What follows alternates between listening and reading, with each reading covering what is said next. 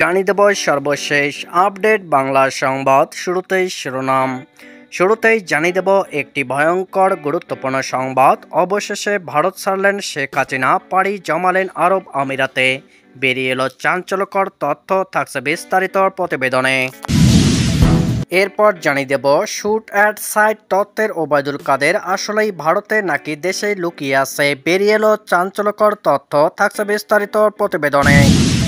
এবং সবশেষে জানিয়ে দেব বিএনপি ও জামায়াত ভোটের পতাকা চাইল ইউনূস সরকারের কাছে, থাকছে বিস্তারিত প্রতিবেদনে। এতক্ষণ শিরোনাম শুনছিলেন, এবার বিস্তারিত। ছাত্র জনতার আন্দোলনের মুখে গত 5 আগস্ট পদত্যাগ করে ভারতে পালিয়ে যান শেখ হাসিনা। এরপর থেকে ভারতের আশ্রয়ে সেখানে 2 মাস অবস্থান করেন। এবার ভারত ছেড়ে শেখ হাসিনা সংযুক্ত আরব আমিরাতে আশ্রয় নিয়েছেন বলে জানা গেছে। তবে ঠিক কবে নাগাদ তিনি আরব আমিরাতে পৌঁছান তা এখন পর্যন্ত জানা যায়নি। সম্প্রতি আরব আমিরাতে দেখা গেছে সাবেক সংসদ সদস্য শামীম ওসমানকে। ধারণা করা হচ্ছে আরব আমিরাতের আজমান শহরে শামীম ওসমানের বাড়িতে শেখ হাসিনা আশ্রয় নিয়েছেন। এর আগে একাধিক সূত্র জানায়, যুক্তরাষ্ট্র ভারতের কাছে জানতে চেয়েছে শেখ হাসিনা কীভাবে কোন ব্যবস্থায় দিল্লিতে অবস্থান করছেন। জবাবে ভারত বলেছে খুব স্বল্প সময়ের মধ্যেই মধ্যপ্রাচ্যের কোনো একটি দেশে চলে যাবেন তিনি। তার আগে সংযুক্ত আরব আমিরাতে শেখ হাসিনা রাজনৈতিক আশ্রয় চাইলে দেশটি রাজি হয়নি। ব্রিটেন, যুক্তরাষ্ট্র ও মধ্যপ্রাচ্যের অন্যান্য দেশগুলোর মতো সংযুক্ত আরব আমিরাতও শেখ হাসিনাকে রাজনৈতিক আশ্রয় দিতে স্রেফ মানা করে দেয়। এদিকে কোন প্রেক্ষাপটে এবং কী শর্তে শেষমেশ আরব আমিরাত আজমাইন শহরে শেখ হাসিনাকে আশ্রয়ের অনুমতি দিয়েছে সে সম্পর্কে সুনির্দিষ্ট কোনো তথ্য এখনও নিশ্চিত করা যায়নি।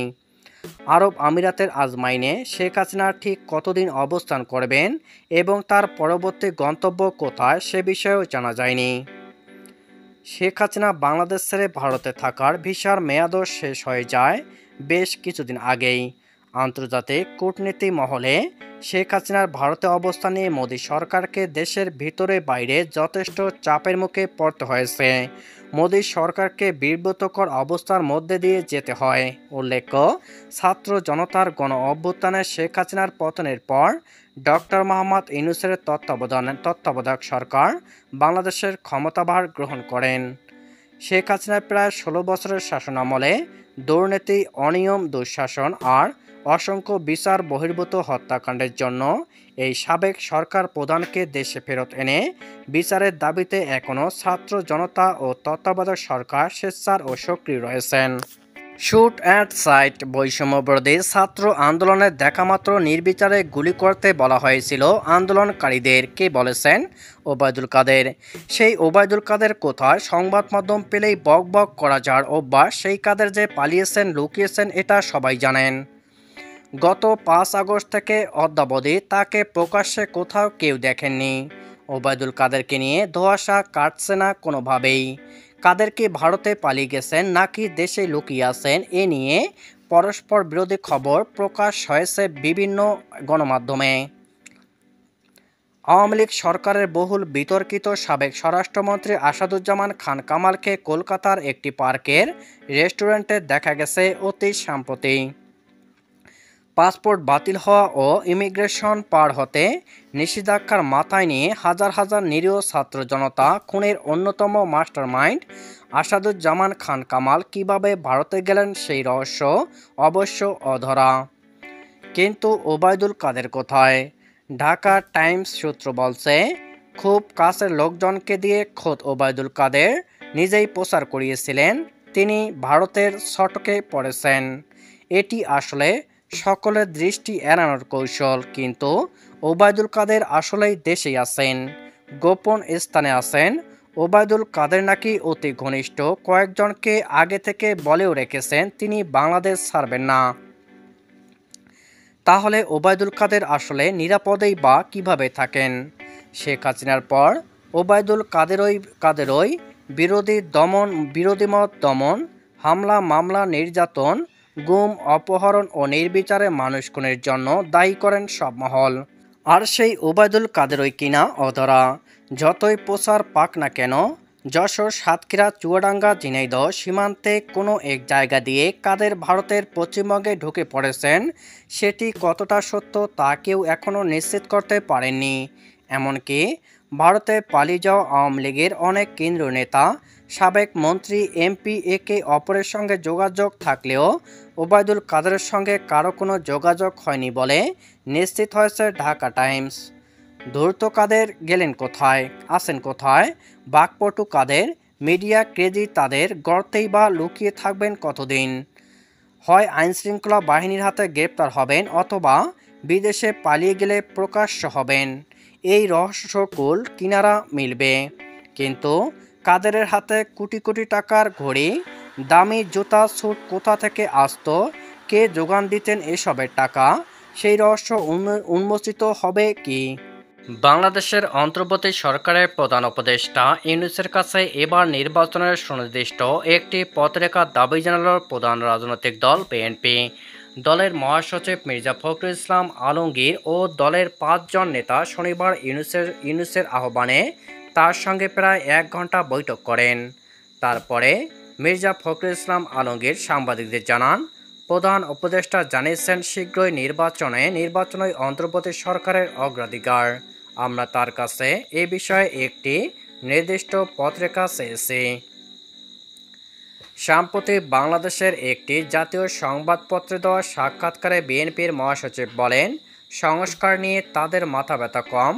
বিএনপি চায় যত দ্রুত সম্ভব নির্বাচনের ব্যবস্থা করা হোক। তার জন্য নির্বাচন কমিশন, বিচার বিভাগ এবং প্রশাসনের যতটুকু সংস্কার প্রয়োজন সেটাই ইউনূস সরকার করুক। সংস্কার কাজে ইউনূস সরকারের এখতিয়ার ও বৈধতা নিয়ে প্রশ্ন তুলেছেন ফখরুল। তিনি বলেন, সংস্কার করার মূল দায়িত্ব কিন্তু হবে নির্বাচিত জনপ্রতিনিধিদের। আপনাকে যদি প্রশ্ন করি যে হু আর ইউ, এইসব সংস্কার করছেন সংবিধান আপনার স্ট্যাটাসটা কি? একটা আন্দোলন করে ছেলেরা আপনাকে বসিয়ে দিয়েছে আর আপনি সব দায়িত্ব পেয়ে গিয়েছেন? আমি সেটা মনে করি না। বিএনপির সূত্রের খবর, এই বিষয়টি কিছুটা নরম সুরে এদিন ইউনূসকেও সাফ বলে আসেন মির্জা ফখরুলেরা। বলে দেন, সংস্কারের চেয়ে নির্বাচনকে অগ্রাধিকার দেওয়া উচিত সরকারের। ফখরুল জানিয়েছেন, ইউনূস তাকে জানিয়েছে, তারাও সেটা মনে করেন। এদিন আলাদা প্রধান উপদেষ্টার সঙ্গে দেখা করেন জামায়াতে ইসলামের নেতৃত্ব। দলের আমির শফিকুর রহমানের বৈঠক থেকে বেরিয়ে জানান, সংস্কার ও নির্বাচন নিয়ে তারা সরকারের কাছে দুটি স্পষ্ট পথরেখা দাবি করেছেন। সংস্কারের কাজে কতদিন লাগতে পারে, নির্বাচন বা কতদিন পর হতে পারে, তার জন্য সময়সীমা নির্দিষ্ট করা প্রয়োজন। জামায়াতের আমির বলেন, অন্তর্বর্তী সরকারের কাজ দেশ শাসন নয়, একটা গ্রহণযোগ্য, সুষ্ঠু ও শান্তিপূর্ণ নির্বাচন উপহার দেওয়ার পরিবেশ তৈরি করা। এর জন্য কিছু মৌলিক বিষয়ে তাদের সংস্কার করতেই হবে। কী কী মৌলিক বিষয়ে তারা সংস্কার করবে, আমরা সেই বিষয়ে কথা বলেছি। তিনি জানান, দেশ জুড়ে শান্তিতে দুর্গ উৎসব পালনের বিষয়েও ইউনূসের সঙ্গে জামায়াত নেতাদের কথা হয়েছে। বিএনপি মহাসচিব মির্জা ফখরুল বলেন, সংবাদপত্রের সঙ্গে তারা সাক্ষাৎকারে অভিযোগ করেছেন, শক্তিশালী দল হলেও তাদের বাদ দিয়ে সরকার একটা চক্রান্ত তলে তলে হচ্ছে। তিনি বলেন, রাজনীতিকরণের একটা ধারণা মানুষের মধ্যে প্রচার করা হচ্ছে, কিন্তু নির্বাচনে জয়ী হয়ে সরকার গঠনই গণতান্ত্রিক পথ, সেটা রাজনৈতিক দলগুলোই পারে। বিএনপি নির্বাচনের পরে একটি জাতীয় সরকার প্রতিষ্ঠা করতে চায়। একমাত্র আওয়ামী লীগ ছাড়া আর সকলকে এই সরকারের তারা আহ্বান জানাবেন। জামায়াতও চাইলে আসতে পারে, আওয়ামী লীগ বিরোধী পক্ষ হতে পারে। আওয়ামী লীগকে নিষিদ্ধ করা এবং ভোটে লড়তে না দেওয়ার কথা যারা বলছেন, বিএনপি তাদের সঙ্গে একমত নয় বলে জানিয়েছেন ফখরুল। তিনি বলেন, আওয়ামী লীগ নির্বাচনে লড়লে তাদের আপত্তি নেই।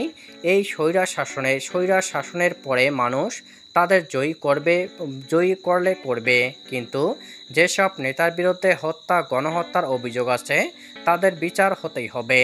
ততদিন তাদের নির্বাচনে অংশ নেওয়া যাবে না, অন্যরা লড়তে পারেন।